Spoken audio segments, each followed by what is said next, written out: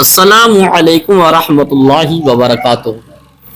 जैसा कि बरेली शरीफ के हालात से आप हजरात वाकिफ हैं और मौलाना तौकीर रज़ा को जेल भेज दिया गया और उनकी तमाम संपत्ति को सील कर दिया गया।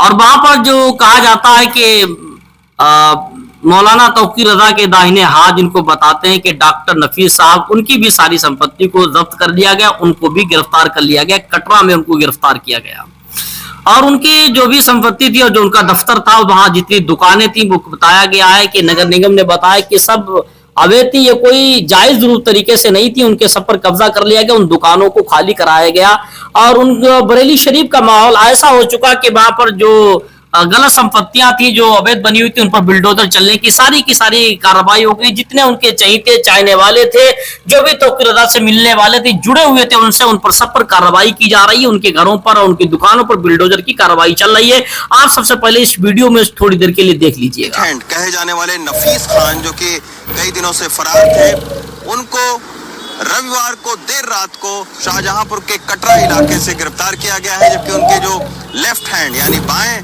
हाथ कहे जाने वाले डॉक्टर नफीस, उनकी पहले ही गिरफ्तारी हो चुकी है। हम इस वक्त आप देख सकते हैं कि करोलान मस्जिद के बाहर हैं। ये बिहारी पुर में मस्जिद है और यहीं पर सबसे पहले उपद्रव की शुरुआत हुई थी। अभी पुलिस भारी तादाद में लगी है और वो इसलिए मुख्तार तौकीर रज़ा के जो खास सहयोगी हैं, उनके ऊपर में शिकंजा कस रहा है। और आप देख सकते हैं कि मैं इस वक्त बरेली के सिविल लाइंस में मौजूद हूँ। भारी तादाद में यहाँ पर पुलिस और पैरामिलिट्री फोर्सेस को लगाया गया है। वो इसलिए लगाया गया है क्योंकि ये आप देख सकते हैं, ये डॉक्टर नफीस का बता रहे हैं कि दफ्तर है और ये अवैध तरीके से बनाया गया है, ये कहना नगर निगम का है। और इसके नीचे आप देखिए तमाम सारी दुकानें हैं। आइए दिखाते हैं कि इन दुकानों को अब खाली करवाया जा रहा है। ये आप देखिए, ये जूते की दुकान थी, ये अब यहाँ से लेकर जा रहे हैं। और ये सारी अचानक जो है वो नगर निगम की टीम पहुंची और 3 बजे तक का वक्त दिया गया है कि इनको तुरंत यहाँ से इस दुकानों को सील करना है। तो ये आप देखिए कि सारा सामान यहाँ से जो है वो हटाया जा रहा है। ये आप देखिए कि ये जीन्स की और कपड़े की यहाँ पर दुकान थी, उसको भी यहाँ पर खाली करने को कहा गया है। तो ये एकदम एक तरीके से एकदम भगदड़ सी मच गई है। और डॉक्टर नफीस जो है वो शख्स है जो कि तौकीर रज़ा के पहले मीडिया प्रवक्ता हुआ करते थे और उसके बाद में उनका एक अभी वीडियो वायरल हुआ था 3-4 दिन पहले, जिसमें वो कह रहे थे कि अगर हाथ लगाया गया तो हाथ काट देंगे। तो इस तरीके से एक वीडियो वायरल हुआ। अभी डॉक्टर जो नफीस हैं वो फिलहाल गिरफ्तार हो चुके हैं, लेकिन ये जो दुकानें हैं ये डॉक्टर नफीस ऐसा आपने इस वीडियो में देखा कि मौलाना तौकीर रज़ा की गिरफ्तारी के बाद उनके बहुत करीबी मित्र डॉक्टर नफीस की भी गिरफ्तारी हो गई और जितने लोग जुड़े हुए थे, खास खान नदीम जैसे लोग, उनकी भी गिरफ्तारी हो गई। क्योंकि उन लोगों पर इल्जाम यह है कि उन्होंने व्हाट्सएप कॉल के जरिए से, व्हाट्सएप के जरिए 50,000 लोगों की भीड़ को इकट्ठा कराया था। 85 लोगों को भीड़ को इकट्ठा किया था, इसलिए कि उन पर भी कार्रवाई की जा रही है। और जितने लोग भी इस मामला में, इस जुलूस में, इस दंगा कराने में जितने भी लोग शामिल थे, उन सब के बारे में कार्रवाई की जा रही है। उनको तलाशा जा रहा है। जितने लोग इस मशवरे में शामिल हैं, सारे लोगों की गिरफ्तारी होना है।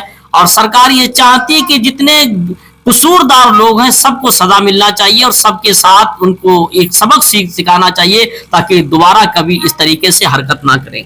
लेकिन बड़ा अफसोस ये लगता है कि आज ये सारी हरकतें और सारे मामलात क्या सब मुसलमान ही करता है। जितनी गलतियां, अगर कभी भी कोई, अगर यहां तक मेरे बुजुर्गों ने लिखा और ये हकीकत भी कि ताली एक हाथ से नहीं बजती, दोनों हाथ से बजाई जाती है। ऐसे अगर कोई लफड़ा होता तो लफड़ा एक तरफ से नहीं होता, कोई भी विवाद एक तरफ से नहीं होता, बल्कि दोनों तरफ की गलतियां होती है। एक तरफ से गलती नहीं होती है। एक तरफ से कोई गलती हो तो उसका कोई सबूत नहीं दिया जा सकता। और आज तक का इतिहास पढ़ के देखिए, आज के इस दौर के हालात देखिएगा, कहीं पर कुछ होता तो सबसे पहले मुसलमान को ही गिरफ्तार किया जाता है कि मुसलमान को कसूरवार ठहराया जाता है। मुसलमान की गलती नहीं बल्कि मुसलमान होना ही उसकी गलती साबित कर दिया जाता है। बड़े अफसोस की बात है। आज कोई हक्कानियत का नारा बुलंद कर दे, हक बात कह दे, तो उससे बड़ा कोई कसूरदार नहीं होता। और जो सिर्फ गलत ही बोलता रहे तो उसके सिवा कोई हक कहने वाला नहीं है। आज ये उल्टा दौर होता चला जा रहा। अफसोस लगता है जिन लोगों ने अगर हक बात के पीछे अगर हम यहां वर्दी तो आज उन लोगों पर भी कार्रवाई की जा रही है। बहुत सोच समझ चलने का वक्त आ चुका है मेरे भाइयों। ये हिंदुस्तान हमारा प्यारा मुल्क है, इसमें कोई भी अच्छा आदमी नहीं चाहता कि मेरे देश का माहौल खराब हो, और वाकई जो लोग चाहते हैं कि देश का माहौल खराब हो तो उन लोगों को सलाखों के पीछे ही रखना चाहिए, जब तक कि उनके जहन से बात ना निकल जाए कि हमारे हिंदुस्तान का माहौल अच्छा होना चाहिए। जो लोग माहौल खराब करना चाहते, जो हिंदुस्तान की स्थिति बिगाड़ना चाहते, यहाँ की राजनीति करके मुसलमानों को या हिंदुओं से लड़ाना चाहते हैं, ऐसे लोगों को जेल के पीछे ही डाल देना चाहिए। बल्कि हिंदुस्तान एक प्यारा मुल्क है, इसमें हर वही इंसान को रहने का अधिकार है जो हिंदुस्तान में मोहब्बत बांटे, और जो प्यार ना बांट सके, नफरत फैलाने की कोशिश करे, तो वो हिंदुस्तान की सलाखों के पीछे उसको होना चाहिए।